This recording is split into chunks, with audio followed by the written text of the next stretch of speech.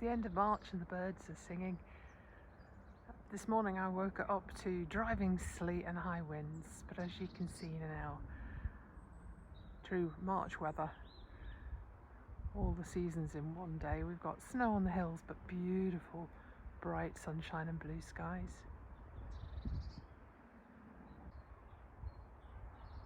Catkins are opening up on the willows, and there's new life everywhere.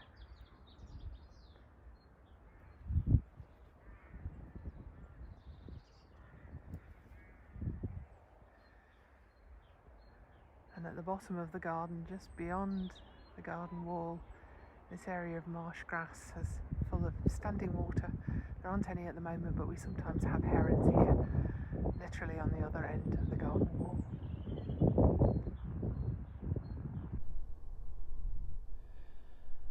I've cut the honeysuckle along this hedge, this fence right back because it was making it difficult to get past.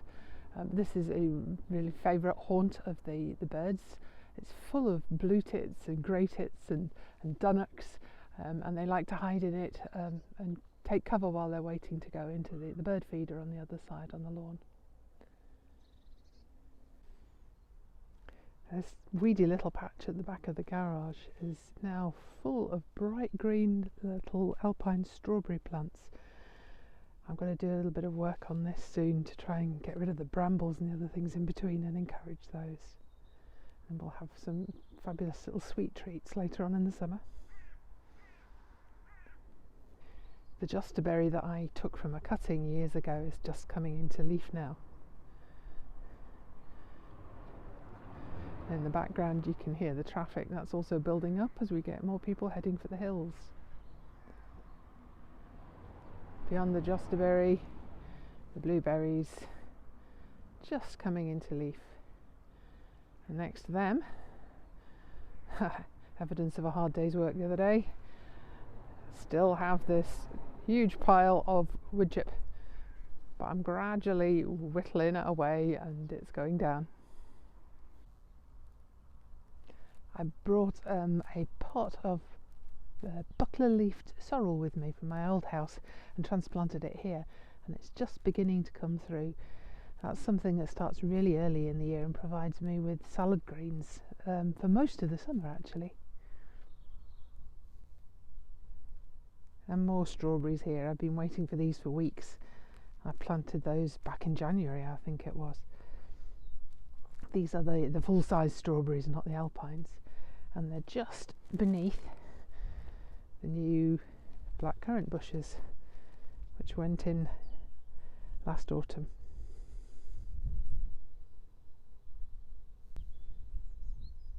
I planted rhubarb as well, and just look at the crinkles and the colours in these leaves just come through.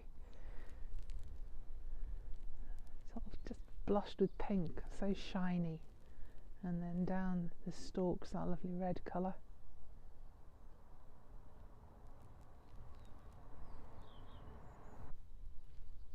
And here are my favourites. I planted a lot of bulbs, spring bulbs, in the autumn, and one of the joys of these is I don't need to do anything. They just will come back year after year after year with more each time.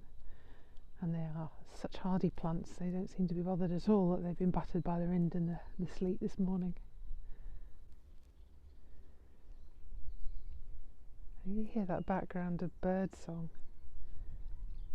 So much activity going on now as they defend their territories and build their nests.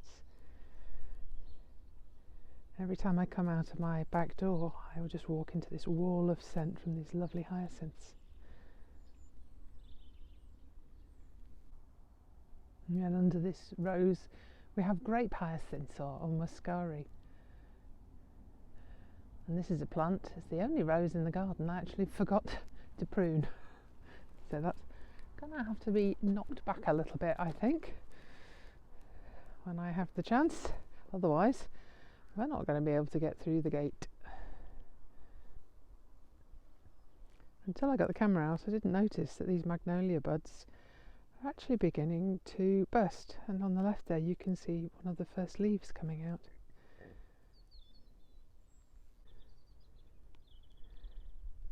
The irises are beginning to put on some growth, and then here the rose that I showed you in the February video has got its first leaves. And again, just look at the red of that new growth. May not be full of flowers yet, but there's still beauty there. And then behind it, under the netting, the garlic, which is doing really, really well. I have to keep it under the netting because the crows like to pull out anything that they can get their beaks around, and completely destroyed all my onion crop last year.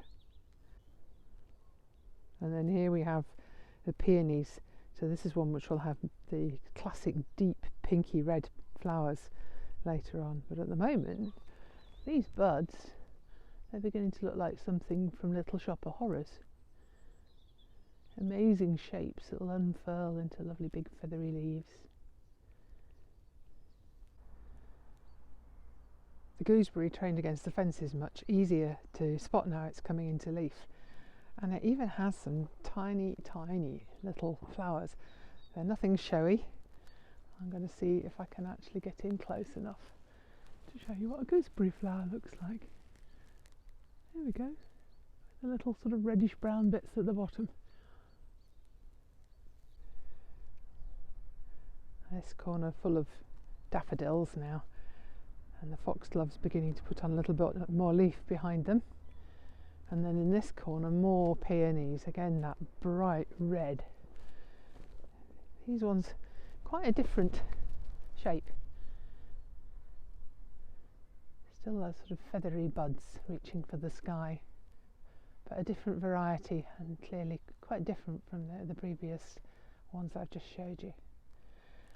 And more alpine strawberries. I'm really optimistic for this. More garlic and more daffodils. The garlic this time protected by these branches from a shrub that I took out last year, again to keep the crows away. And then next to them, because I do like to recycle things a lot, I've used these old fridge shelves to protect the rocket that's growing underneath.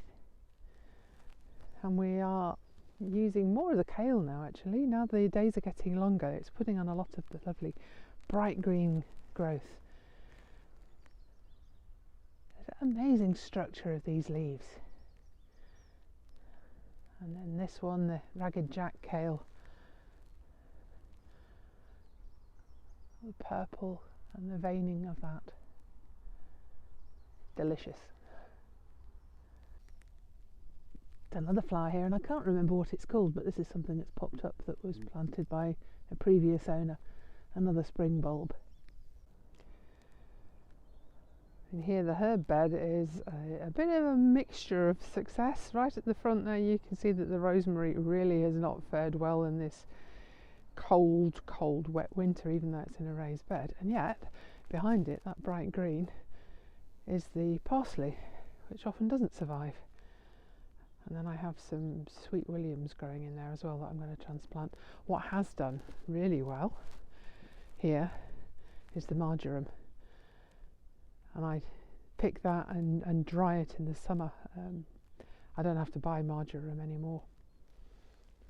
And then behind it, it was a bit optimistic to plant sage, wasn't it? It has survived, but it's not particularly happy. These are Mediterranean plants, they like it warm and dry. But whatever dies, there's always something else that is happy and does do well. So at the foot of the sage, this is sorrel. It's a heritage variety called Charvel, and it has the most intense lemony flavour. And again, it just puts on leaf for months and months and months. So it's a great staple of my lunchtime salads. And then behind, chives. And these all came from one little pot of chives that I bought in Sainsbury's, and then I divided up and planted it round. Oh, I've got 1, 2, 3, 4, 5, 6 plants now, each one of them bigger than the original pot. Supermarkets are a great source of herbs that you can grow on and do so much better when you look after them in your own garden. I did get round to sorting out the greenhouse, and it's now full of little seedlings.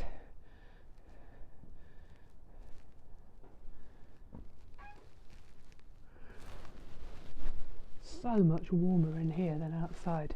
So what do we got? Alyssum. Close to my name, but not quite. And that'll produce a mass of honey-scented little white flowers that are great for edging borders. And then around here we have tomatoes.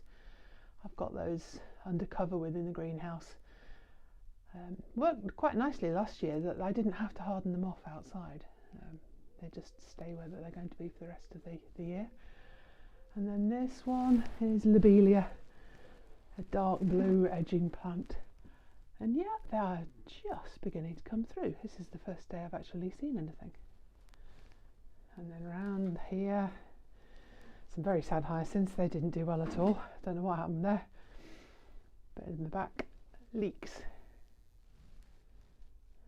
And then up on the top here, away from the slugs, kale and sweet peas. Possibly the most exciting thing in the greenhouse though is this long package, which is chocolate that I've ordered for Easter. We have this band of gravel all the way around the base of the house, and so I've sown seed in here of something that's actually a wildflower. So some people might see it as a weed. It's purple toad flax, which doesn't mind being in really dry spaces. I used to grow it underneath my Leylandii hedge in my old house. It's got quite a lot more moisture here. My new rose garden's beginning to show signs of life as well.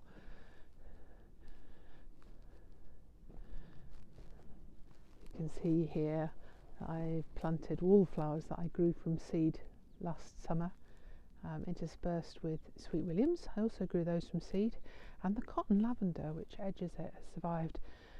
I got those by accident. I ordered a whole range of different plants from a nursery, and I got somebody else's order, and of course it wasn't worth sending them back, so they just sent me my order. So presumably both of us got double, which was a nice surprise.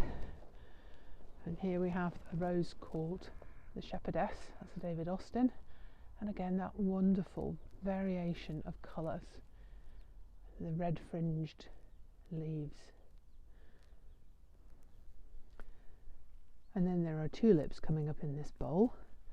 These are ones that actually I was given on a work trip I did years ago to Slovenia, where we were looking at projects that were using nature for therapeutic purposes, and these came from the botanical gardens in Ljubljana, and they're a beautiful sort of apricot-y colour. And then to the right, I've completely forgotten what that is. I shall just have to pop the name in afterwards. It's an auricula? Yes, it's an auricula. And then on the left, just growing in amongst the gravel, that's a Welsh poppy, so that'll have lovely little yellow nodding heads later on in the spring. Okay, here are my girls. And as ever, they think I'm going to feed them.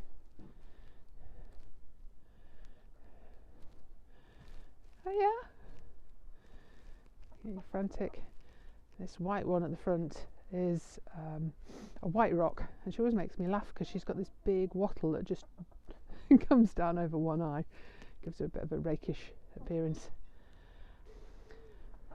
Okay girls, we'll give you some corn. Hello? I'll try and do this. No.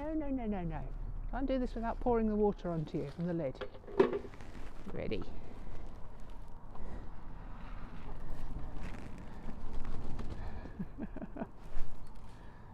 There you go.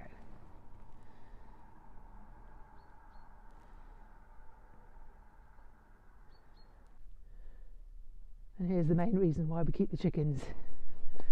It's fantastic to have such fresh eggs every day. Such a difference from the ones we get in the supermarket.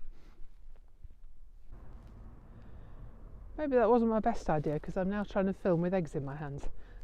But what you can see here is I've continued to work on burrowing that wood chip round, give a really, really thick mulch all the way along here. Nothing happening to the apple tree here yet, but we've had snowdrops, and there's more Welsh poppies coming up there. I've also planted some lily of the valley this month, but they won't show up for a while yet. The buds are beginning to swell on the rhododendrons, So these will be a lovely deep lilac-y colour later in the year. And then moving around here, one lonely little daffodil, but an awful lot of bluebells. There are so many bluebells in this garden. I'm actually having to pull them out of some places because they're quite a problem, but they're going to look fabulous later on in the year.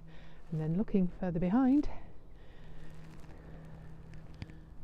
you can see that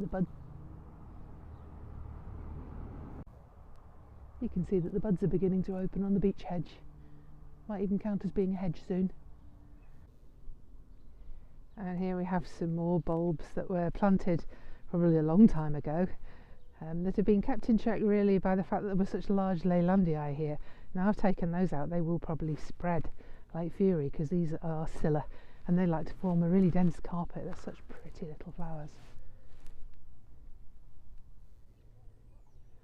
The new plum tree is just coming into leaf. No blossom yet, it's a bit too young for that. My apple tree, this one called Pink Pearl, is much further on, and you might be able to see inside the curled up leaves. This is the apple blossom, which is very, very close to coming out.